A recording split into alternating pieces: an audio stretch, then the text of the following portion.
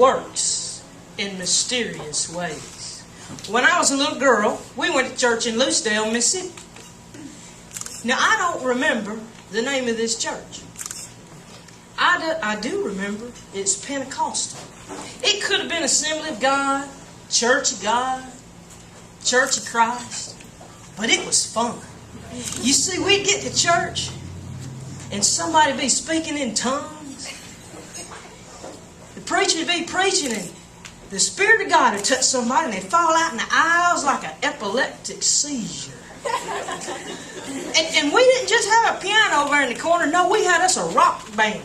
We had electric guitar, a bass guitar, a whole set of drums, and one of them pianos. It was fun. Well, one Sunday, Brother Little was preaching about carrying a torch for the Lord. You know, when you get home, don't you put that love for Jesus under that bushel basket. No. You carry your torch for the Lord. You take him to school. You take him to the mall. You take him to work. Well, like the third time Brother Little talked about that torch for the Lord, Jesus spoke to me and my brother at the same time.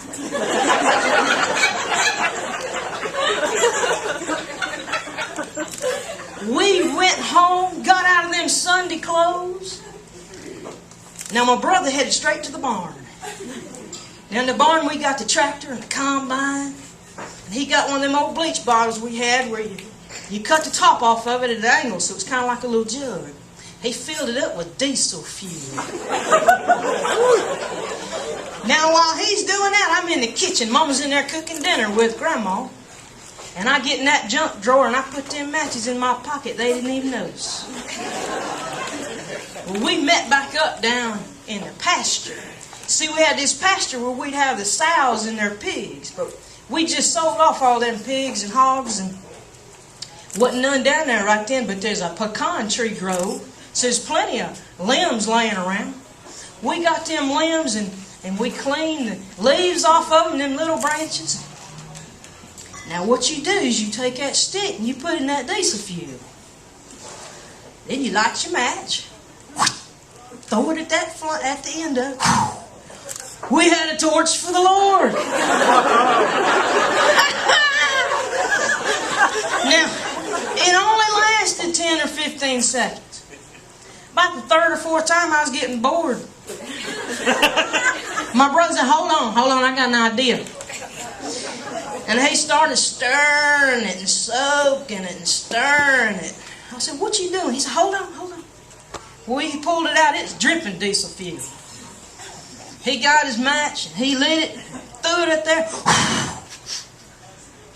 Man, that torch is so big it scared him. He dropped that torch right in the diesel fuel. Have y'all seen plastic burn?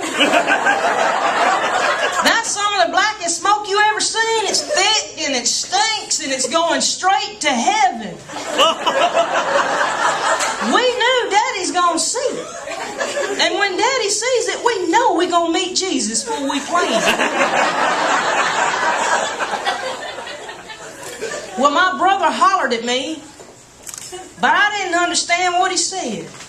And I couldn't see him anymore. See, I was right over there. And in between us was that flame and that black smoke and the white smoke and the diesel fuel. But I saw his foot go back. He kicked that diesel fuel right on me. He sure did. Well, I turned and ran. Because we hadn't covered stop, drop, and roll in the third grade. And off I went, a relay race for glory. Now, if that old sow hadn't been out there in that pasture digging a rut in a hole out there for her pigs, I never would have failed. And if I hadn't tripped and fell, my brother wouldn't have been able to catch me. And he caught me, and he put that fire out. And when he finished, his hands were just blistered. And he says, it's out. We don't have to tell Daddy. Well, 3 weeks later, I get home from the burn unit of the University of South Alabama Medical Center. And many, many years later, I finally understood God's plan. You see, to this day, I have not subjected a soul in this world to the sight of me in a bikini.